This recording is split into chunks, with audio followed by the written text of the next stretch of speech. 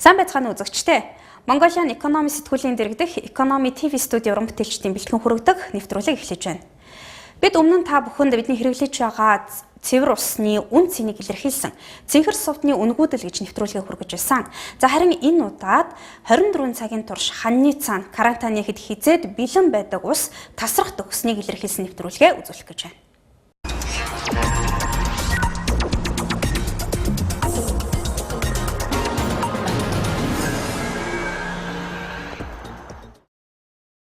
Улаанбаатар хотын ус түгээх үйлчилгээ хоёр янзаар явагддаг. Төвлөрсөн шугамд холбогдсон буюу орон сууцны айл өрх, аж ахуйн нэгж байгууллагуудад төвийн шугамар дамжуулаад цэвэр ус 24 цаг карантиныхэд бэлэн байж байдаг. За нөгөөх нь гэр хорооллын айл өрхүүдийн хувьд хамгийн ойр байрлах ус түгээх цэг болох худгаас усаа өөрсдөө очиж зөөж авдаг. Энэ хоёр үйлчилгээг улсын хэмжээнд ус увгийн удирдах газар үзүүлдэг. Үзэгч таны хүссэн үедээ цоргоноосоо гоожуулж, мөн савнаасаа шанагдаа дуудаг ус ямар замаар хаанаас хэрхэн танд хурч очидгийг одоо үзүүлье. За одоо миний ард харагдаж байгаа энэ худаг бол гэр хорооллын айл өрхүүдийн усыг түгээдэг, усны машинд ус ачдаг худаг юм. За ийм төрлийн худаг бол Улаанбаатар хотын хэмжээнд 8 байгаа. Улаанбаатар хотын гэр хорооллын айл өрхүүдэд яг энэ машинд энэхүү усаа ачаад нийт 5 тонн усыг ачаад за хэрэглэгч таны одоо хамгийн ойр байгаа тэр худагт усыг хөргөж өгөхөр ажилладаг юм. За ингэж 5 тонн усыг ачаад гэр хорооллын альч хэсэгт ч байсан хамаагүй дуудлагын дагуу хөргөж өгдөг. За 5 тонн усыг таны худалдаж авдаг 1 литрийг 1 төгрөгөөр худалдаж авдаг мөнгөтэй харьцуулахад нийтдээ 5,000 төгрөгийг одоо нэгсэндөө ачаад хэрэглэгч танд хөргөж өгдөг байх. За цаашлаад энэ усны машин усаа ачаад хэрэглэгч танд хүрхийн тулд танд усыг хөргөж өгөхийн тулд ямар зам туулдаг вэ гэдгийг үргэлжлүүлэн харцгаая. Дуудлага хүлээж байсан усны тэрэгний жолооч дарийнхын орчим 699 дэх худагт ус дууссан гэсэн дуудлага аваад замдаа гарлаа. Манай сурвалжлах багч усны тэргийг дагаж хотын хөдөлгөөнөөс гарч дарийнхын ганц судгаас хойш гэр хорооллын дундуур орж нэлээд өгсүүр газраар явж зорьсон газраа хүрсэн юм а. Худгаас хөдлөхдөө 5 тонн ус дүүргэсэн болохоор өгсүүр замаар явхад нэлээд бэрх байлаа. За Сэлбийн гүүрний хойд хэсэгт байрлах ус түгээх гүүрийн одоо төв худгаас усны машинда усаа ачаад за бид явсаар агаад дарийнхын хойтлын ганц худгийн нэлээ өгсүүр газарт ирээд одоо усыг худагт нь өгч байна. За энэ усыг тээвэрлэж явсан худаг дээр ирсэн жолоочтой бид уулзж байна. Та ер нь хичнээн километр замыг туулж ирв. Нэлээ өгсөр уулын өөдөө өсөх шиг боллоо бид нар тийм ээ.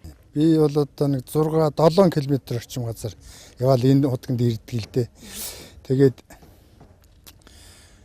өгсөр нэгд хоёрт одоо юу гэдгийг тийм болохоор энэ 140 дэг машин. За. Тийм тэгээд километрт баргалж 5 тонн ачаатай явж байгаа юм чинь тийм 1 километрт 1 литр бензин л идээд байх шүү. Байна л гэж ойлгодог юм би бол. Нэг ирээс нь баргалж нэг 6 тонн, үгүй 6 литр бензин гэж бодоход бол 1500 гаруй төгрөг байгаа. Тэгэхээр одоо 10 гаруй мянган цаас. Тийм тэгээ одоо 5 тонн усаа зарахаар 5,000 л байгаа шүү дээ. Тийм тэгээ яг өдөрт бол нэг 14-5 ирээс энэ хийдэг. Нэг жолооч одоо 5-аас 7 худагтай байна. Тэгэхээр би ихэд 7 худагтай хүн гэхэр чинь 7 худгийг чинь нэгийн зэрэг одоо энэ бол баргалж нэг цаг зарцуулдаг худаг. Тийм. Саяны одоо ачаал багтай замын юу багтай үед ирлээ шүү дээ бид нэр. Жоохон ачаалтай үед бол тэгэл талдаа 20 минут. Тэгээ буулгалтын нэг 10 минут. Буцалтын нэг 15 минут гэл ингээл эн чинь нэг худагт нэг цаг зарцуулж л байгаа юм да. Энэ хэсэгт шинээр айлууд бууж байгаа учраас 5 тонн ус өдөртөө түгээж дуустдаггүй байна. Дарийнхын ганц худгийн хойд аманд сүүлийн жилүүдэд айл ихээр буух болсон учраас хэдийгээр өгсүр газарч гэсэн иргэдэд усны үйлчилгээг хүргэх гэж энэ худгийг байгуулжээ. Нийт 5 тонн усыг өдөртөө ингээл түгээгээ дуусах уу эсвэл дахиж дуудлага дуудаж гин үү? Манайд бол ерөөсөө өдөртөө нэг машин ус бараг зарагдахгүй шах. Тэгээ маргааш болохоор амралт өдөр ингээд энэ гөрөөл болно одоо 6 тонн гарантай. Тэгээ өдөрт нэг л машин ус авдаг манайхаа. Өглөө эрт авал ороод дуусахгүй юу л. Усны машин ирээд 5 тонн ус шахаад өгчлөө. Тэгэхээр та нэгсэн доо 5,000 төгрөг тушаана гэсэн үг шүү дээ. Эргээд байгууллагт ингэж чадж гин. Тэрийг бол чадна. Усны машинаас бол юу яаж тээ 5 тонн ус бол мөнгө нь бол гардгийг. Яг л аим нэг нь савсуулган том жижиг гэл юу яаж л гэдгийг тэгээд. Дутах тохиолдол байдаг мөнгө нь дутах тохиолдол. Мөнгө бол дутахгүй. Нийслэлийн гэр хорооллуудын дунд байгаа ус түгээ худгуудад өдөртөө 50 орчим машин төвийн 8 худгаас 10 гаруй рейс хийж 5 тонноор ус хүргэж байна. Усны тэрэгний жолооч Гамбалтын хэлж байгаагаар хамгийн ойрдол гэхэд 5 км явж худагт усыг шахдаг байна. 1 км-т зээл 130 машин 5 тонн ачаатаа явхад ойролцоогоор 1 литр бензинийг зарцуулдаг байна. 1 литр бензинийг 1590 төгрөгөөр худалдаж авна. 5 км-ээр үржүүлээд үзвэл 7950 төгрөг болж байгаа юм а. Харин ачиж хөргөж байгаа 5 тонн ус нь 1 литр нь 1 төгрөг гэж бодвол 5,000 төгрөг л болно. Үүнийг өөрөөр хэлэх юм бол 5,000 төгрөг олохын төлөө 7950 төгрөг зарцуулж 2,950 төгрөгийн алдагдлыг гаргаж байна гэсэн үг юм. Гэтэл 5 биш 10 гаруй километр явж усаа хүргэх тохиолдол нийслэлийн захын гэр хорооллуудаар олон байгаа юм а. Энэ хэрээр алдагдал нь улам нэмэгдэж байгаа юм. Харин ус сувгийн удирдах газраас гаргасан эдийн засгийн тооцоололд гэр хорооллын нэг айл өрхөд хүргэж байгаа усны 1 литр усыг 1 төгрөгөөр борлуулахад 8 төгрөг зарцуулаад 7 төгрөгийн алдагдлыг хүлээж байгаа юм. Өнөөдрийн байдлаар Улаанбаатар хотыг тойрон амьдарч байгаа гэр хорооллын айл өрхөдөд ус түгээх зорилготойгоор 566 худаг үйл ажиллагаа явуулж байна. Харин энэ тооцоололд 566 худагт ажиллаж байгаа худгийн ус түгээгч ажилчны цалин, за усыг хүргэж байгаа машины жолоочийн цалин, худгаа халааж байгаа цахилгаан, эрчим хүч, төлөө нүүрсний үн зэрэг нь багтсан байгаа юм а.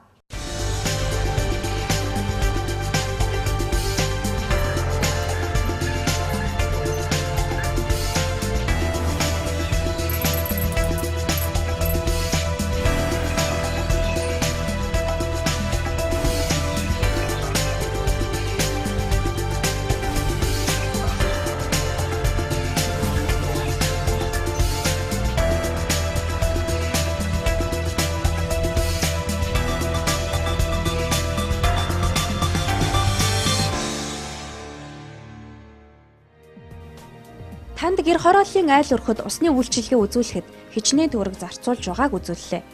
1 төгрөг олох гэж 7 төгрөг зарлагдаж байгааг та харсан баха. Тэгвэл 24 цаг хүссэн үедээ цоргоноос ус гоожуулж авдаг орон сууцны айл өрхөдөд ус хэрхэн хурж очиж байгааг одоо үзүүлье.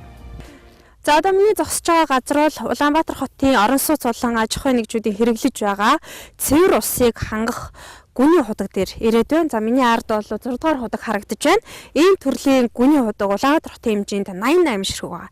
За эндээс 70-аас 80 метрийн гүнээс усыг туулгын хөөнөөс олборлсон усаа тодорхой хэмжээний ариутгал хийгээд насоосоор шахаад хэрэглэгчдэд хүргэж байгаа юм. За үүний тулд цахилгаан эрчим хүч бол маш их шаардагдана. Энэ худгаас гар аргаар юм хөдөөний нэгэн худагтай адилхан усыг шууд татаад авах боломжгүй бүх зүйл эрчим хүчээр одоо ажиллаж байгаа. Тийм учраас энэ зарцуулагдж байгаа тоог бол маш их хэмжээнийх. За энэ дотор тавигдсан тодорхой стандарт байгаа юм. За үүнд бол цагт 25 одоо тонн усыг энэ нэг худаг олборлож байгаа. За үүний тулд 32 кВт цахилгааныг зарцуулж байна гэсэн ийм тоо мэдээлэл байгаа юм а.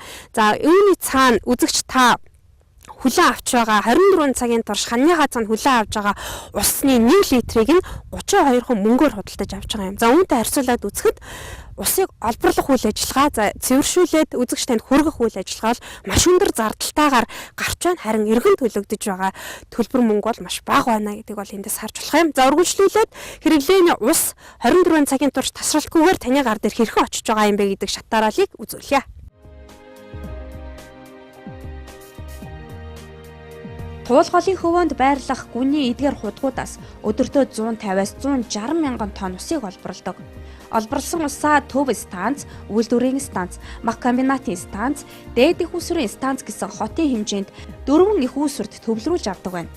Энэ байгууламж маань гүний төв станц манай 4 их усрын маань нэг станц нь энд байгаа. Тэгээд энэ байгууламжид энэ дэлгэцэн дээр байгаа мэдээллийг ингээд сонирхолтой. Энэ бол нэгдүгээр өргөчийн гүний худгууд маань байгаа.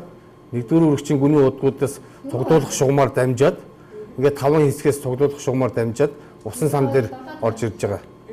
Усан сангууд маань энэ харагдаж байна. Устаа дүүрэн дундуур гэдэг ямар хуу үзүүлэлттэй байна гэдэг нь энээс шалтгаалуулаад энэ саарлаар тэмдэглэгдсэн байгаа энэ хотгууд маань бэлтгэлд байгаа хотгууд байгаа. Усан сангийн хэмжээ багасаад хотын хэрэглээ ихсээд ирэх юм бол энэ юунуудаа бэлтгэлд байгаа гүний хотгуудад ажилуулдаг. Тэгээд бэлтгэлд байгаа гүний хотгуудад ажилуулад усан сан маань полдны ажиллаад ирэхдээ байгаа нөхцөлд эргүүлээд холооржуулах байгууламжаар ариутгал халдваргүйжүүлэлт хийгдэн. Тэгээд тэндээс ноцоосны станц 2 дугаар өргөлтийн ноцоосны станцаар дамжаад тэгээд Улаанбаатар хотын хэрэглэгчд рүү ингэж түгээж байгаа энэ 3 том шугамаар ингэ түгээдэг. Тэгээд энэ шугам сүлжээнүүд дээр бид нар бол бүгдэн дээр нь хяналтын тоолорууд автомат тоолоруудыг бол тавьсан байгаа. Тэгээд энэ тоолор дээр байгаа мэдээллүүд нь энэ дээр бүгд байж идэг. Энэ систем маань өөрөө энэ дээр хянагдж байгаа бас дээрээс нь манай удирдах төв диспетчер дээр бас энэ үйл ажиллагаа ингээд хяналтанд байдаг. Энэ үйл ажиллагаа бүгд автоматар хийгдэх бөгөөд эрчим хүч 24 цаг тасралтгүй зарцуулж байгаа юм. Гэтэл 1 литр усны үн 26 мөнгө байхад 1 кВт цахилгааны төлбөр 105 төгрөг байгаа юм. Усны үйлчилгээний үн 2012 онд 26 мөнгө болж нэмэгдсэн. Харин цахилгаан эрчим хүчний үн жил бүр нэмэгдэж 105 төгрөг болчиход байгаа юм а. Эндээс усны үйлчилгээ эрхлэгчид ашиг байтугай алдагдaltaа ажиллаж байгаа нь харагдаж байгаа юм а. За одоо миний яг энэ цогсож байгаа алхаж байгаа газар бол Улаанбаатар хотын хэмжээнд иргэдийг усаар хангахын тулд усыг хоримтлуулж байгаа усан сан. За энэ усан санд гүний худаг гэж би түрүүн тайлбарсан. Гүний худагаас олборсон усаа энэхүү усан санд хоримтлуулсан усаа холооржуулж ариутгаж цэвэршүүлээд насоосоор одоо хойно харагдаж байгаа энэ орон сууцны хэрэглэгчдэд аж ахуйн нэгжүүдэд одоо хүргэдэг хоримтлуулах усан сан юм. За энэ усан сан бол Улаанбаатар хотын хэмжээнд нийтдээ 8 ширхэг одоо байгаа гэсэн мэдээлэл өгч байна. Гүний худагаас ирсэн усыг хамгийн том нь 6000 тонн, багадаа 2500 тоннын усан сангуудад хоримтлуулж байнгын бэлэн байдалд байлгадаг байна. Энд хоримтлагдсан ус орон сууцны шугам руу шахагдахаас өмнө холооржуулалт хийгдэж, ээлдэв бохирдол мянгаас цэвэрлэгддэг. Энэ бол Улаанбаатар хотын одоо ундны усыг бол ариутгах газар нь. Юунаас нэгдүгээр өргөчөөс ирж байгаа усыг усан сангуудаа хадгалаад тэр усан хадгалж байгаа усыг энд нь ариутгаад хот руу түгээдэг тийм газар нь байна. Нэгсэнд холооржуулна гэсэн үг. Тийм, холооржуулж ажиллана. Ер нь яг ундны ус учраас хэр хэмжээний холоороор яаж цэвэрлэх стандарт байдаг юм бэ? Энэ бол чинь зуны цагт бол хор бараа ихтэй үед бол 0.3-тай өвлийн цагт бол 0.2 мг-аар явуулна. 70-80 м гүнээс ирж байгаа цэвэр усыг ингэж халдваржуулж ялж байгаа. Ингэж цэвэршүүлсэн ус иргэдийн хэрэглээнд нийлүүлэгдэхэд бэлэн болж байгаа юм. Усыг насоосны тусламжтайгаар 24 цаг тасралтгүй төвийн цэвэр усны шугам руу нийлүүлдэг. Гэхдээ цаг тутам усны холоорын хэмжээ стандартад нийцэж, эрүүл мэндийн шаардлага хангаж байгаа эсхийг нь дээж авч шалгадаг байна. Одоо би хот руу явж байгаа усыг бол холоор хэдийн хэмжээтэй явж байгааг үзэн. Энэ бол манай бүх аюулгүй талаас бүгдийг энэ багжаар сүүлийн үеийн тоног төхөөрөмжөөр цаг тутамд яг энэ хот руу явж байгаа холоор хэд гарч ийн гэдэг нь тодорхойлогдно. Манай итгэмжлэгдсэн лабораториас бол өдөр болгоо ирж дээж авна. Хот руу явж байгаа холоорын хэмжээг тодорхойлдог тийм. Сарда бид нар бас энэ чинь холоорынхаа тодорхойлтыг бүгдийг гаргаж тайлангаа тавьж өгдөг. Хоногт нь гарсан, цагтаа гарсан. Цагт бол яг 24 цагаар бид нэр цагаар холоороо үзэж шалгаж. Нэг цагт л одоо ус явж байгаа ус хэр их хэмжээний холоортой байна вэ гэдгийг шинжилдэг гэсэн үг үү тийм ээ? Цагт бол 22-оос 25% хооронд хэлбэлцдэг. За ингэж стандартад нийцсэн цэвэр усыг төвийн шугамаар дамжуулан таны гэрт хүргэж байгаа юм а. Энэ ус танд хүрэхийн тулд 350 гаруй км хоолойгоор урсдаг. Эдгээр хоолойнууд өдгөө 55 нас хүрчгээд байна. Хизээ мэдгүй хүнээр хэлбэл тэтгэвртэй гарах болцоход байгаа гэсэн үг. Цаг алдалгүй шинжилж солих шаардлагатайч ус хэрэглэсний дараа иргэдээс авч байгаа төлбөр энэ ажлыг хийхэд хүрдэггүй байна. Өндөр насжилттай шугам хоолой хаа нэгтээ хагарч задрахад 24 цаг хан нийтэн цаана ирж байгаа ус тасрах эрсдэлтэй болоод байгаа юм а. Манай ус сугийн удирдах газарт одоо нийт өр маань бидний авлага маань одоо ойролцоогоор 4 орчим тэрбум төгрөг болчиход байна. Улаанбаатар хотын маань усан хангамжийн шугам шүлжээ бараг 60 орчим настай болчиход байж байгаа. Тэгэхээр бид энэ усныхаа үн тарифыг янзлаад ус сувг маань одоо 10 тэрбум төгрөгийн алдагдaltaй биш. Гэхдээ ядаж бага зэргийн эдийн засгийн одоо хүчин чадалтай болоод эхлэх юм бол хамгийн түрүүн энэ шугам шүлжээг бид янзлах юм байна. Хамгийн түрүүн. Тэгэхээр өнөөдөр одоо карантины усыг ингээд гоожуулахад зэв гоождаг л гин амт нь ондоо байдаг л гин одоо хангалттай цэвэр ус биш байна л гин гэдэг ийм одоо гомдлуудыг тавьдаг. Гэтэл бид одоо бий болохоор энэ бурхан биднэрт Улаанбаатар хотод дээд зэргийн сайхан зөөлөн, дээд зэргийн амт чанартай ийм сайхан ус өгсөн юм шүү гэж ингээд яриад идэг. Бид олборлсон ус маань энэ шугам шүлжээгээрээ дамжаад очихдоо хэрэглэгчдэд одоо энэ яриад байгаа гомдол баг зэргийн асуудлууд ингээд үүсээд байгаа. Орон сууцны айл өрхөд хоногтоо дунджаар 150-160 мянган тонн ус олборлож 25 мянга гаруй төгрөгийн зардлыг гаргаж байгаа юм. Гэр хороолол орон сууцны айл өрхөд болон төвлөрсөн усан хангамжинд холбогдсон аж ахуй нэгж байгууллагуудад цэвэр ус хүргэж бохир усыг татан зайлуулах үйлчилгээг ус сувгийн удирдах газар удирдан зохион байгуулдаг. За энэ үйл ажиллагаа олон жилийн турш ашиг биш алдагдaltaй явж ирлээ. Тэгэхээр үзэгч та бид энэ их хүмүүсийн хүч хөдөлмөрөөр бас энэ их мөнгийг зарцуулан байж 24 цагийн турш тасралтгүй цэвэр усыг ханьяхаа цаана хүлээн авч байгаа юм. За энэ үйл ажиллагааг эрхлэж байгаа ус сувгийн удирдах газар 55 жилийн турш үйл ажиллагаагаа явуулж байна. Энэ үйл ажиллагааг эрхлэн явуулахад маш их хэмжээний зардал гарч за жилдээ 10 тэрбум төгрөгийн алдагдал хүлээж байна гэдгийг та сонслоо. За энэхүү 10 тэрбум төгрөгийн алдагдлыг нөхөж хэрвээ чадахгүй бол та бид 24 цагийн турш тасралтгүй цэвэр усаа хүлээн авах нөхцөл алдагдах юм а. Усны үйлчилгээ үзүүлснийхээ төлөө иргэдээс 1 литр уснаас авч байгаа төлбөр энэ байгууллагын гаргаж байгаа 100% зардлын 70%-ийг л нөхөж байна. Үлдсэн 30% нь цэвэр алдагдал гэсэн үг. Энэ байдал үргэлжилвэл Улаанбаатар хотын ус хангамжийн үйлчилгээ дампуурч хизээд нээхэд урсан гарч ирдэг цэвэр ус тасрахад хүрнэ. Тиймээс Монгол улсын ерөнхийлөгчөөсөө эхлүүлээд усны асуудалд анхаарал хандуулж байгаа юм а. Нийтийн аж ахуйн усны одоо хангалт түгээлтэй ариутгал татваргын энэ одоо үйлчилгээнд дээр ажиллаж байгаа жилчдийн цалин бол одоо маш бага байна. Энэ цалин бага байгаанд 400 мянган төгрөг нийслэлд байна. Хөдөө аймгийн төвд 330-аас 350 мянган төгрөгийн цалин авч байна. Ийм учраас одоо энэ одоо үйл ажиллагаанд одоо ажиллах сонирхолтой ажиллах хүчин олдохгүй байна гэж ийм одоо бэрхшээлээ одоо энэ манай байгууллагууд тавьж байна л да. Энэ нөгөө усны үн нь болохоор одоо нийт түгээсэн зардлынхаа 70%-ийг л нөхдөг. Цаана нь одоо 30% алдагдлыг литр ус тутамд одоо алдагдал хүлээж байдгаа гэдэг ийм тооцоог бол мэргэжлийн байгууллагууд гаргаж байна. Цаана нь бол юу байгаа вэ гэхээр энд бол бас усны үн тарифыг нэмэх асуудалд мэдээж хэрэг иргэд дургу байгаа тийм ээ.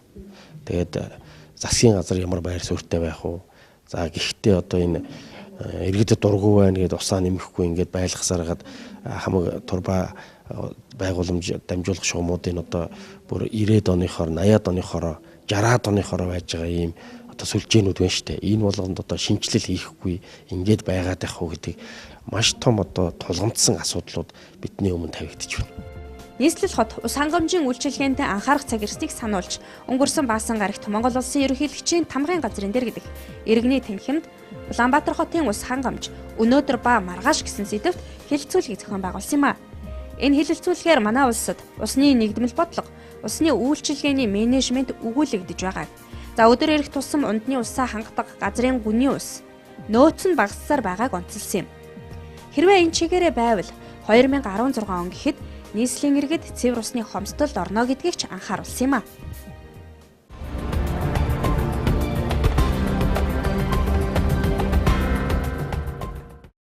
Улаанбаатар хотын ус хангамжийн үйл ажиллагаа эрхлэгч байгууллага хэрвээ дампуурчлаа гэж үзэх юм бол зөвхөн ууж идэж хэрэглэж байгаа энэхүү уснаас гадна та бидний хэрэглээд бохирдуулаа гаргаж байгаа тэр бохир усыг татан зайлуулах үйл ажиллагаач гэсэн тасалдах аюултай юм. Гэхдээ одоо бол манай төв зөвлөх байгууламжуудын үйл ажиллагаа бол маш хүнд байдалтай байгаа. Энийг одоо та бид зүгээр одоо туулгалд нийлүүлж байгаа бохир усны чанарыг ярих тал энэ бол харагдана. Энэ бол 98% цэвэрлэгээтэй байгаад голд нийлүүлэх хэрэгтэй бол одоо нэг 70 орчим хувь ч юм уу тийм ээ, заримдаа 50-60% ч юм уу ийм цэвэрлэгээтэй болж гардаг. Энэ маань юу гэсэн үг вэ? Биологийн цэвэрлэгээ зохих төвшөндөө хийгдэж чадахгүй байгаа. Өөрөөр хэлбэл зөвхөн механик цэвэрлэгээр цэвэрлэгдэл гарч байгаа баг ийм дүр зурагтай байгаа. Энэ маань юу гэсэн үг гэвэл бохир ус тэр чигээр шахуу туулгалд нийлүүлэгдэж байна гэсэн үг вэ. Олон жилийн турш сүүлийн хэдэн жил одоо ийм байдалтай байгаад байхад энэ төв цэвэрлэх байгууламжийг өөрчлөж шинжлэх асуудлыг даруй яаралтай шийдвэрлэх ёстой. Ингээгүйгээс болоод байгаль орчин цаашлбал тэнд амьдран сууж байгаа ойр орчмын одоо хүн, мал бүгд бохирдож байна гэсэн. За орон сууцны хэрэглэгчид бол 1 тонн бохир усанд нэг 230 орчим төгрөг төлж байгаа. Энэ маань одоо литр бохир усанд нэг 23 мөнгө л төлж байгаа үг шүү дээ. Литр бохир усанд нэг 23 мөнгө төлнө гэдэг бол бас л маш бага. Сартаа нэг 2-3 мянган төгрөгийн төлбөр л нэг өрх төлж байгаа баг. Гэтэл тэнд одоо гарах ёстой зардал тийм ээ, энэ зардалтаа одоо мөнгө хөрөнгөө зарцуулж чадахгүй. Өөрөөр хэлбэл төв цэвэрлэх байгууламж өдөө шинжилж чадахгүй байна. Ингээд байгаль орчноо бохирдуулж байна.